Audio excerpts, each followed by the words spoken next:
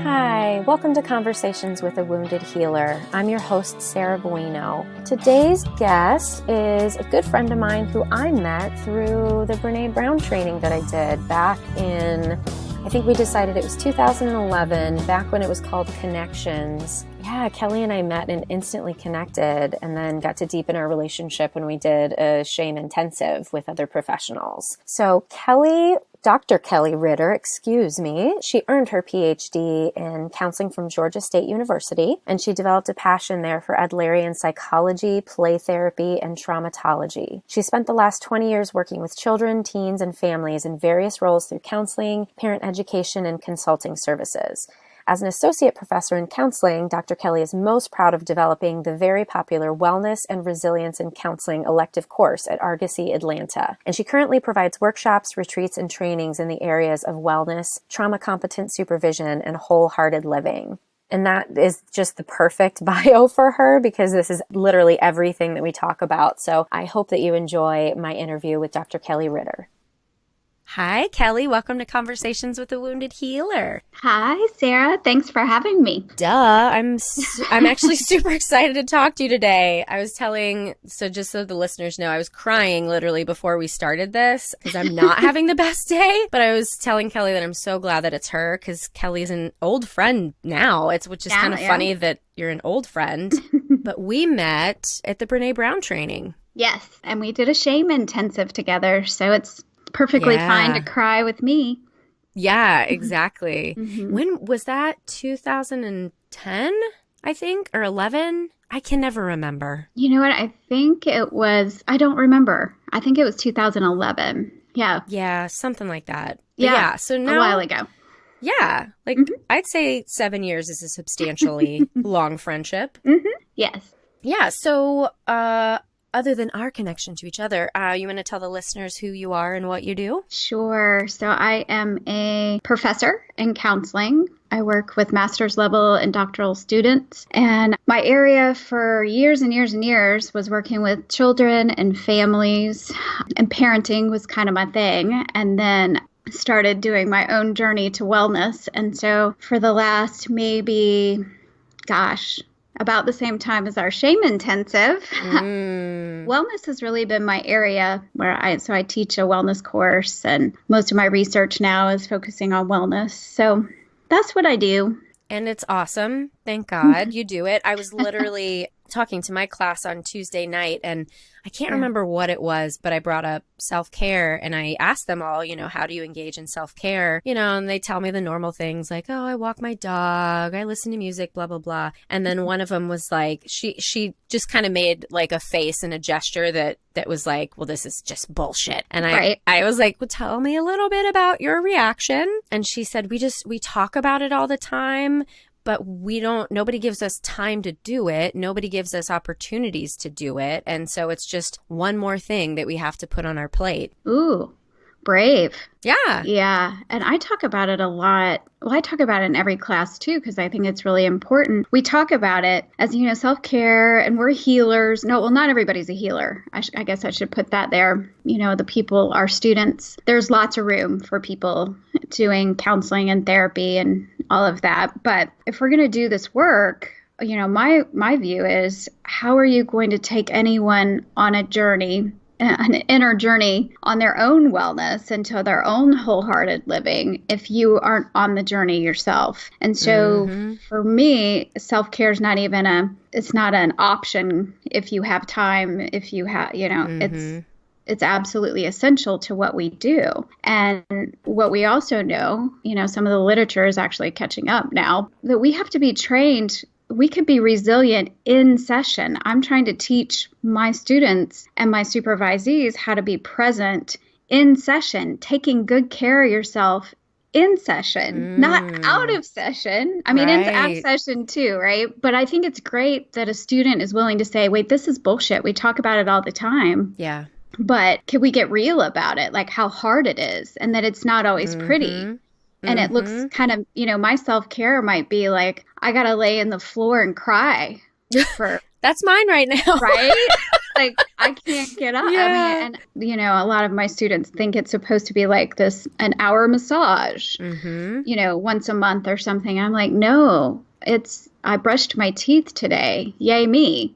Or, even teeny tiny little bits of taking care of ourselves. I include being present and being well trained and taking care of ourselves in session. Can you talk a little bit more about what those techniques are? Yeah, well, so a lot of it comes from trauma training, right? And what we usually call in trauma work would say probably resourcing, but being present, grounding, feeling the floor under your feet, feeling the chair, using all 5 senses to kind of smell. I'm really big on smell, I guess. I like to smell like a spa everywhere I go. So I sling, I sling my eucalyptus oil everywhere. I usually try to make sure it's not offensive to people, but I think, really making Your eucalyptus offends me. Right? Well, you never know, right? I don't know what's going to trigger somebody. Yeah. But at the same time, as therapists, I think we have to have the things that help us feel good around you. So in the room, have, a stone from a hiking that you love that you can see, and have things that kind of ground you and keep you present and remind you to stay in that moment and breathe. Because I think where we start to get burned out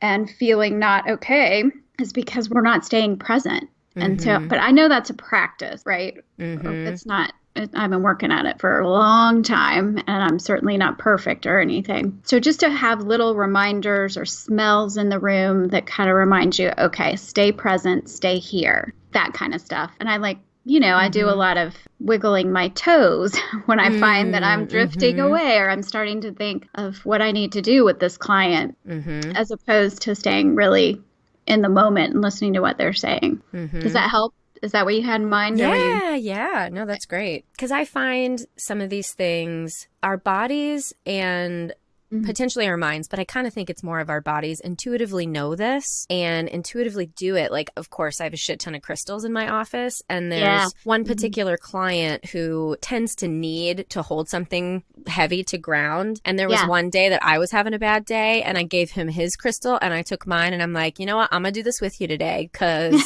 mama needs her crystals to repower.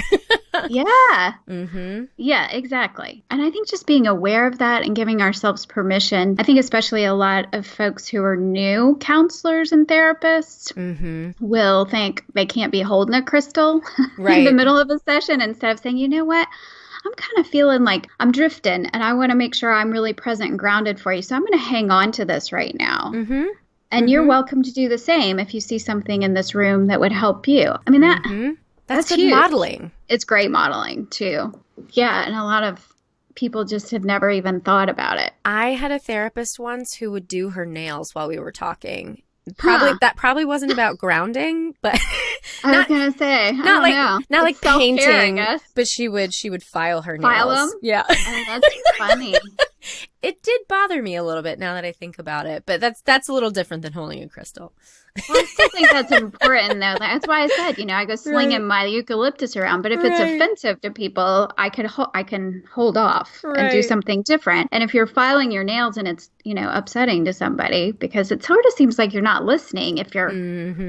But maybe that was her way of, paying attention. That's weird. Sorry, I think that's a little weird, but okay. It is. It's okay. It was great. She got me where I needed to be at that time. Well, then that's all we really needed her to do. Exactly. Right. So, you mentioned as you started to go on your own wellness journey, that's really kind of how you started down this path. Is there anything in particular about that portion of your journey that you want to share? Well, you know that there is, Sarah, because you've heard the journey. You were there. I know, but I want to know what you want to share. What I'd like to share about it is that it usually starts because it's messy. Yep. And you realize that, there's got to be more to life than this daily kind of grind or whatever's going on. And I think for me, my father was diagnosed with pancreatic cancer. And so that's when I got really interested in health and wellness. And I did everything that I wanted him to do because I'm a little bit of a control freak that way. And I think it was my way of having some control. But it also really helped me. And I just tried different things. And then I thought, you know what?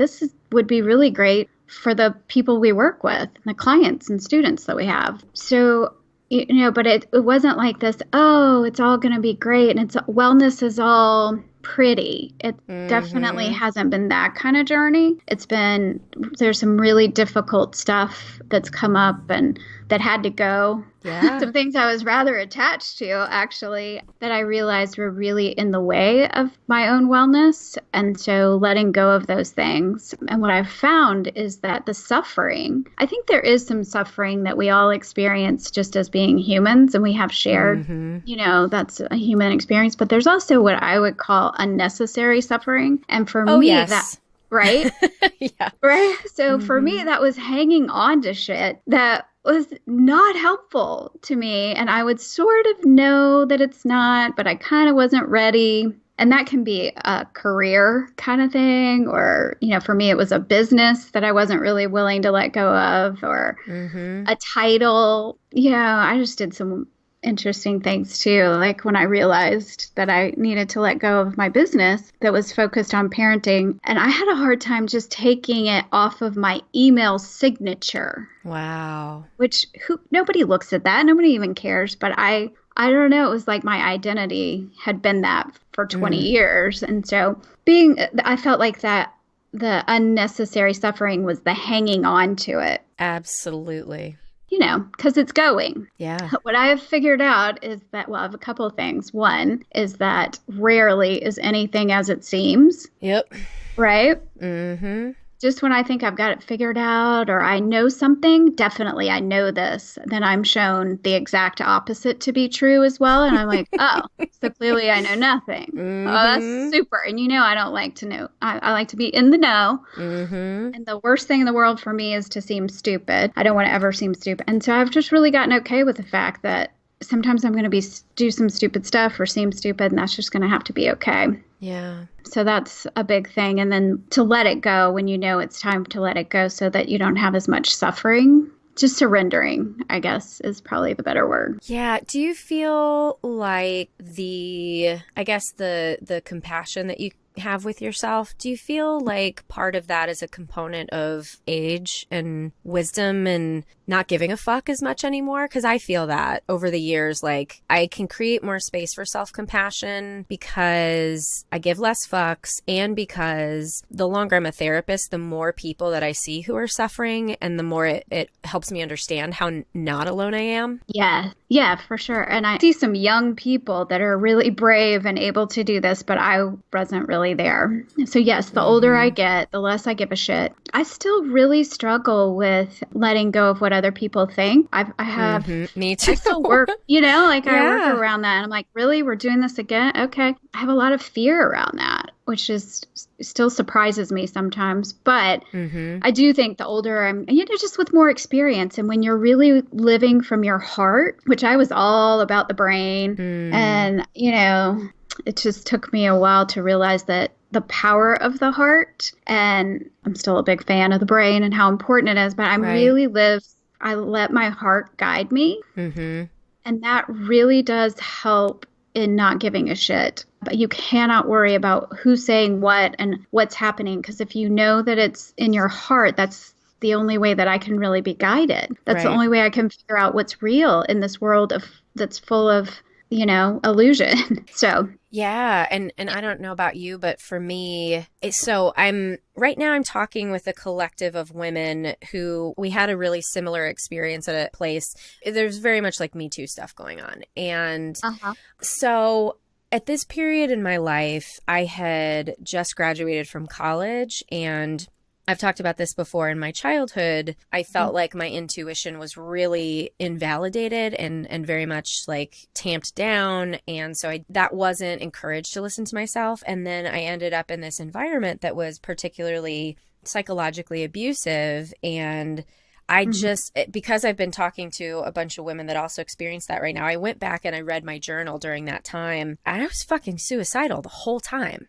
Like literally every entry was about wishing that I wouldn't wake up the next day and feeling disconnected and all this sort of stuff. And it's like, I read that now, and with my education and my understanding about the pain that I was going through, it's because I was in an environment that was toxic, but there was no space for me to really say that. There was no one to validate that. And so I just became crazy. Yeah, I think that so many of us experience that, and you think you are going crazy in it, and I can't believe any of us make it out. But I also think, thankfully, we do, because then when we can sit with other people who are in it and hopefully validate and say you're not alone and you're not going crazy, because I think a lot of it, the environment has a great deal to do with everything that we experience. But I also think it's a mirror, for what needs attention internally. And somehow you were able to come out of that and be a changed person for the better. I mean, from what I know about you. Fooled you, sucker. No, for sure. And without those experiences, I don't think I would have the empathy that I have, Correct.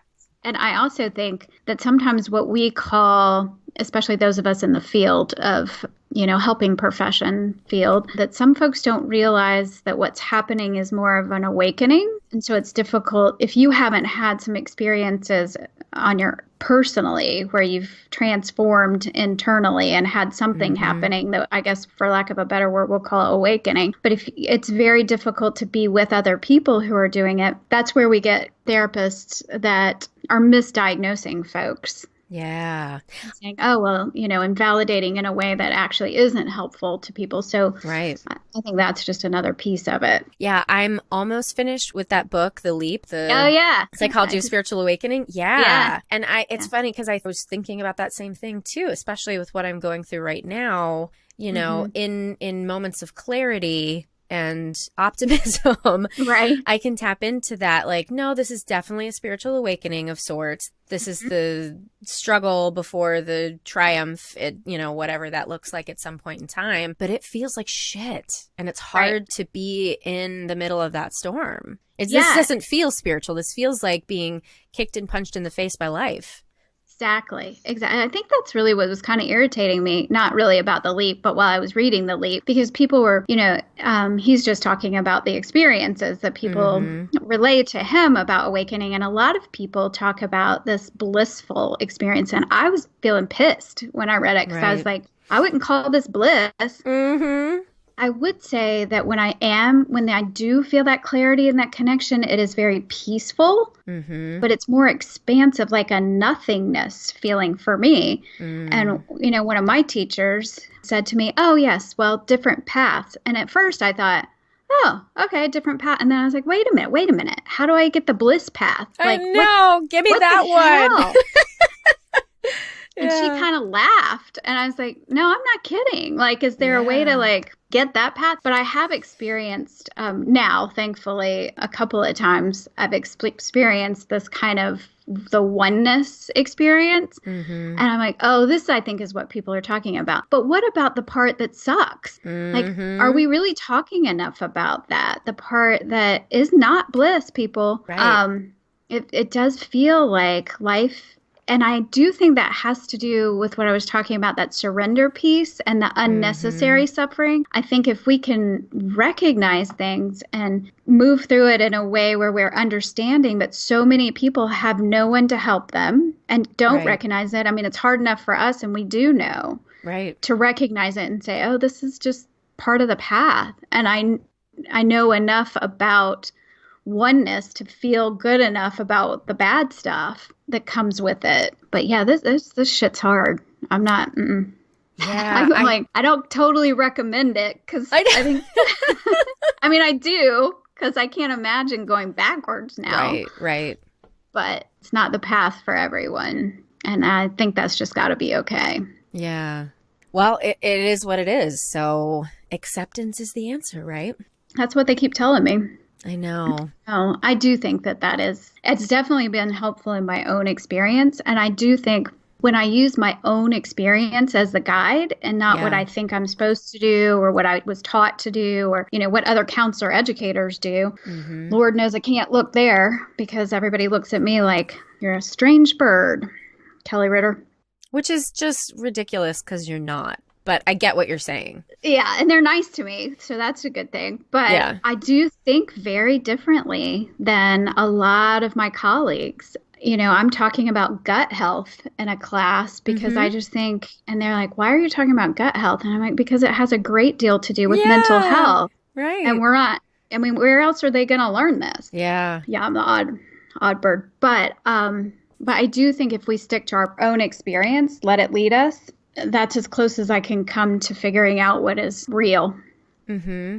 And I guess I'm just thinking about, we are in a collective awakening right now, certainly. And I do think that a lot of people are accessing that, I hate using the word like true or right because that just seems too absolute. But I do see a lot of people out there proclaiming that they are woke and proclaiming that they are following their authentic self. Right.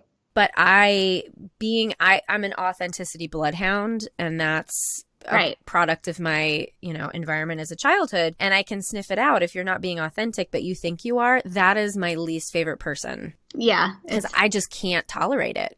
I know. I love that about you. That's why we're like friends. Authenticity bloodhound. It's like, I smell bullshit there. But I totally get what you're talking about. And where I come from on that too is that I have been, I think, the person that really wanted truth and authenticity and was sort of not sure. And I think maybe I did, and probably even still do sometimes, fake it till I make it kind of thing. And so I want to have some compassion for folks who are at least attempting. But I do have very little tolerance for folks who are saying, no, I'm woke. And I'm like, and they're not even close. Not even.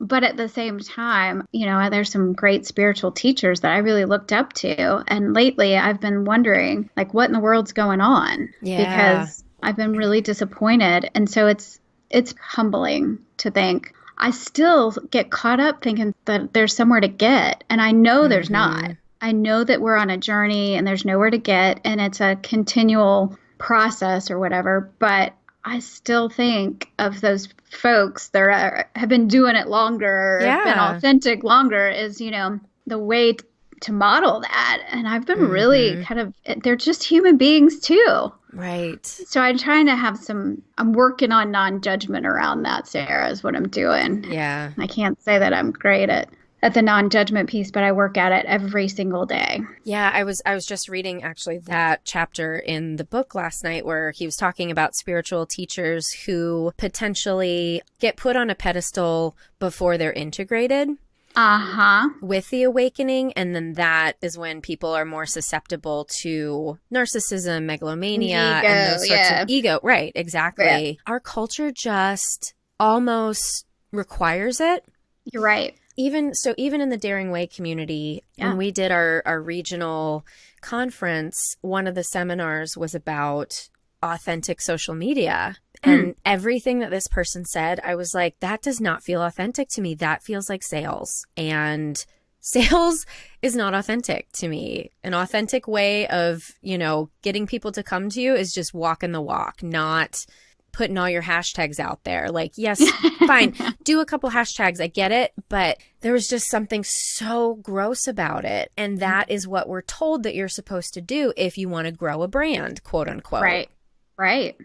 Yeah, I'm glad you brought. I struggle with this because I find myself getting caught, in the Instagram game. Because I gotta tell you, I don't dislike a game. Oh, right. I will win this challenge. I'm winning this. Yeah. Oh, yeah. You come with me, we're winning. That's just, and then I'm like, no, sometimes we lose. We do. I do. I get it. But I don't know. I have to put it away often and say, and my 16-year-old was like, Mom, with the hashtags.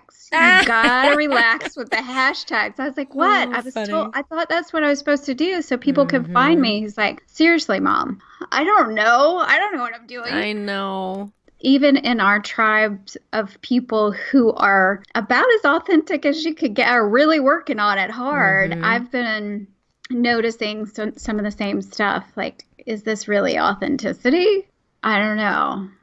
Yeah. It doesn't feel like it often. And I guess, as we're kind of thinking through all of this out loud, I guess it doesn't matter because we will flock to our own kind. And you and I found each other just like, you know, we've found other people in our lives that practice authenticity in a way that resonates with us. And so, you know, kind of coming back to your idea of practicing non-judgment, and it's really, really hard because I super do want to judge. If you're posting too many selfies, I'm going to call you out on it. I hope you do. If I'm doing it, you need to call me out. Well, I think it's interesting, like posting pictures of oneself that are like, and this is totally my own fucking judgment, but like professional pictures of oneself, or like every once in a while having a selfie, like that's different than like every other post just being, hi, I'm snapping a selfie. I mean, maybe that's just, that's our age potentially too. I was going to say, can't tolerate it. Totally sounds like something I would say. Like, really? But what I also, I mean, the way we started this and we were talking about grounding and being present, I feel like, you know, if you're spending time getting your selfie or doing your, hi, I'm at the whatever museum here. I mean, just enjoy the museum. Put the phone away. Yeah. I get that you want to take a few pictures, and believe me, I'm trying to navigate the whole thing myself. And it does pop in my head when I'm at somewhere to go, you know, this would be a good Instagram post. And it's like, you know what? Maybe, but just be here now. And if it feels like, gosh, this is a good moment to capture something, I guess that's, you know, totally fine. But I'm the same way. I find myself being a little judgy around that. But again, could be our age. Yeah. I don't know. Kids today. I know. Oh my God. Well, let's shift into the healer talk, because you already dropped the H-bomb earlier. So I did drop the H-bomb. You did. I caught it. So are you a healer? Oh, I knew you were going to ask because you told me you were going to ask. I don't lie. I know. I've been very hesitant with the H word, calling myself a healer. I'm much more comfortable with teacher healer because I'm real comfortable with my role as a teacher. It feels very clear to me, but I've become more and more comfortable with teacher healer. And especially because when I teach, my intention is for healing, but I'm working with the boundaries of that. Because so many of our students need healing, but I am not their therapist. I am their teacher. So for me right now, what I'm trying to do through my teaching or supervision or consultation is to create an experience that has the potential to be healing. And my intention is to hold space for people to do their own work and healing, regardless of where we are. So in that way, I'm embracing healer. But I have to say, you know, I was like, well, am I supposed to be like Sai Baba with dust coming out of my hands? Yeah. Or, you know, feels like you should be Jesus or Buddha or something, and I'm not nearly. But I do like touch healing work and energy work, and it's amazing.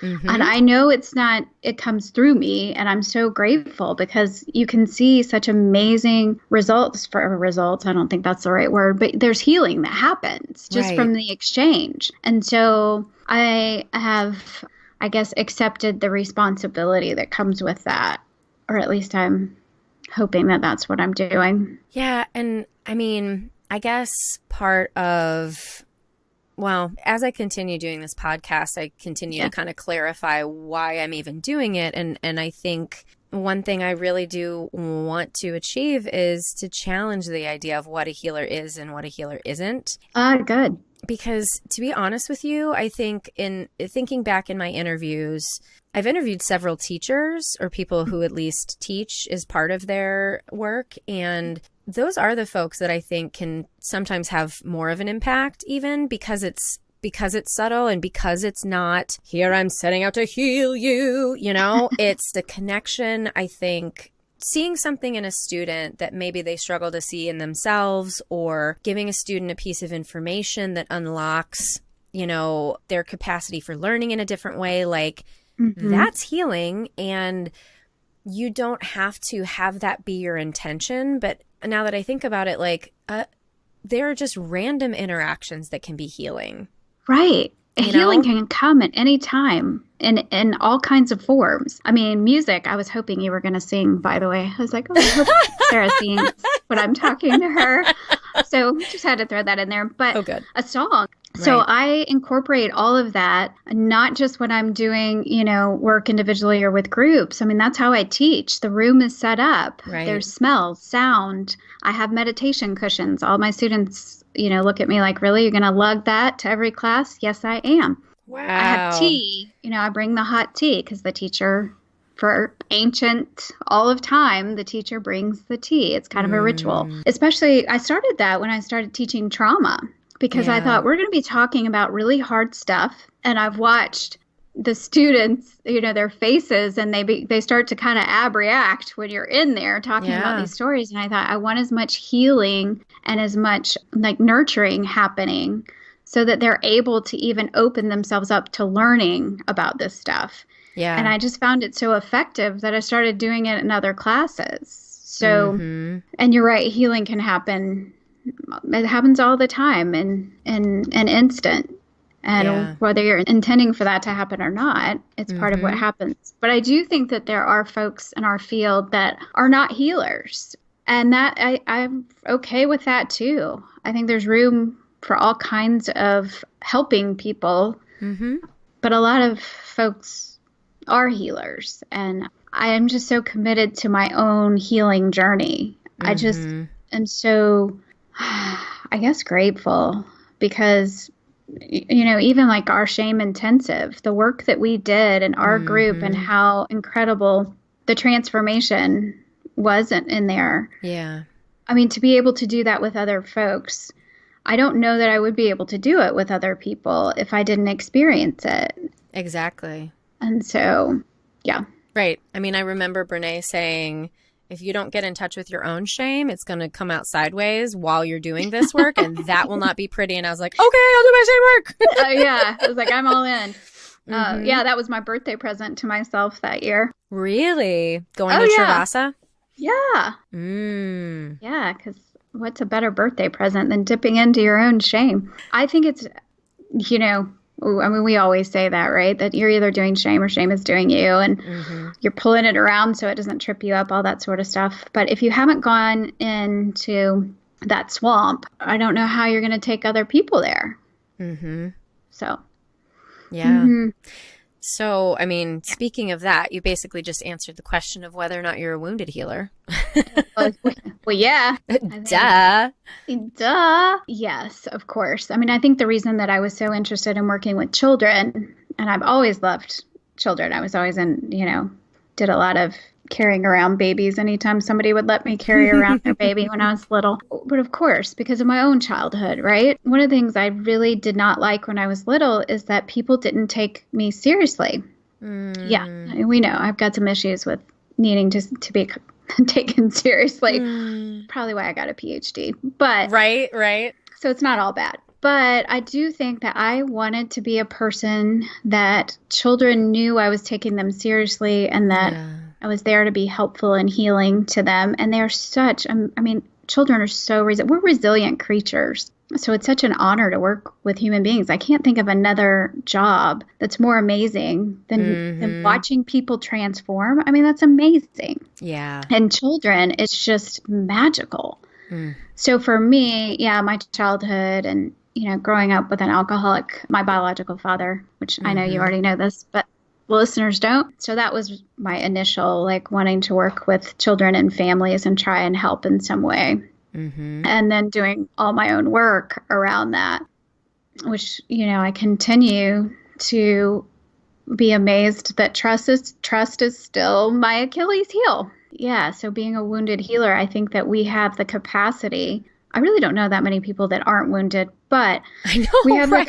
Right? Like, who the fuck doesn't have a pre-existing condition? We are all screwed up. But the capacity to be with people and have empathy and compassion and the desire to really help people. But I also think, the way that you and I have done our own work and continue to do our own work and show up and are willing to, cry before we go into a podcast and talk to other people, feel what we feel and feel it right in the moment, whatever it is, even if it's messy. It's just giving the whole world the permission to do the same.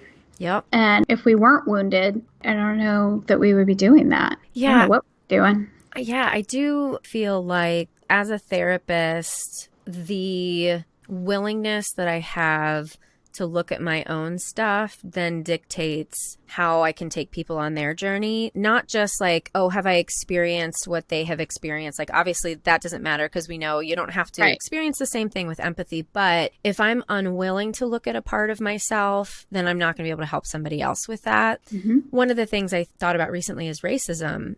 And I was talking to a friend of mine that I had interviewed previously, Sarah Suzuki. She's been really awesome. Like, she's done a lot of anti-racist training and does these things with her church. And we were talking about having bias and how you can't change bias. You just have to continue to create awareness around it and act against it. But like, inherently, that means I have racist thoughts. I have racist feelings because of that bias, right? And for whatever reason, I mean, my great-grandfather was in the KKK and my dad loved to collect Nazi memorabilia. So clearly I came by that, honestly, as much as I hate to admit that. But if I'm not willing to stand up and say that, look, this is a thing that I struggle with and it's ugly, right?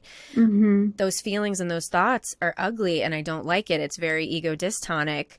But I wouldn't be able to help anybody else with that if I'm not willing to look at that, right? Like, that's my shame. That's one of the things that I carry around as being very shameful. And so recognizing that then helps me help other people get there. Yeah, absolutely. And I think the awareness piece, like, that's all we can do is to continue to be aware. I mean, I taught my wellness class last night and I realized, I showed them a lot of white people and I think I'm the only white person in the room. And so I'd have to think about that a second, but I think I am. I just want to be really aware of that. Like, how is this coming across? And so I consciously changed how I think I'm going to do our class next week, because if I were them, I don't know, I'll ask them next week and say, how is this feeling for you? I mean, and if I'm not even aware or willing to look at that or willing to come to them and say, how is this feeling for you? I don't know. How are we going to make any difference? I just realized last week, too, there's a department in our university that are very nice people, but they are in a department that has been pretty privileged and they just don't know any better. They have no idea that the rest of us have struggled and thought that we were poor because we've had to ask for, beg to do, student engagement kinds of things and beg for money. And a lot of us have used our own money to do stuff. Yeah. And this department constantly has parties and their orientation is beautiful with like tablecloths and name tags and a taco bar and the whole thing. And I'm like, what? I'm not kidding. It's Where's my taco bar? Well, they're nice. They're like, oh, we have tacos, but no idea. I mean, they have no awareness at all at how privileged they are because they don't know. And so I was like, oh, this is kind of like white privilege, I think. I mean, I'm always trying to put myself in a position of trying to understand. Exactly. Right. What it feels like to be in a place where, it's not that you're not nice. It's that you are just unaware. Right. Yeah.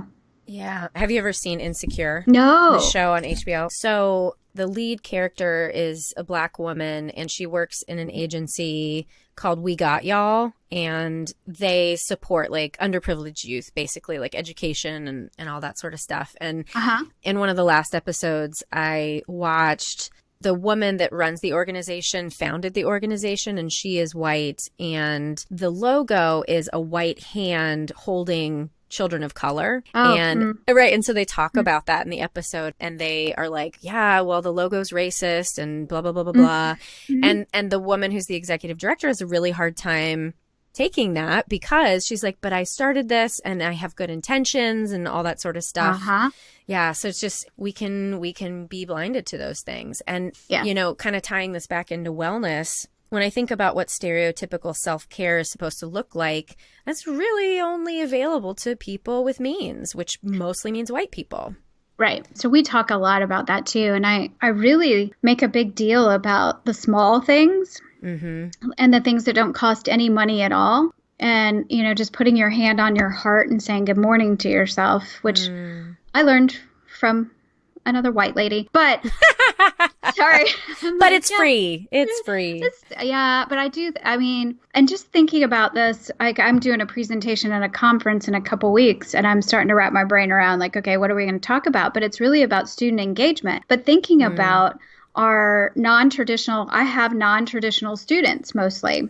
And so what does that look like for them? What is student engagement and how are they feeling, when the faculty is doing these things for them? Does it feel like it's actually something that's, great intentions don't necessarily mean that it's actually being well received. Right. So, I think this is, and yes, I think self-care is one of those things that we think of if you have time and money, sure. And so if we can find little ways of saying, just to be nice to yourself and find a rock outside that's free and say, this reminds me, to be grounded and to be grateful or whatever. I don't know. Yeah. Well, Kelli, we are coming to the end of the hour. Yeah. But I wanted to give you space if there's anything we didn't talk about that you really wanted to share today. I just really appreciate getting to talk to you and, be on here and say that we're all on a journey and I'm on it too. And it's scary and exciting. And there's a lot going on that I'm hopeful and excited about. So, yeah, we'll see. Yeah, right. We'll just accept and continue to surrender.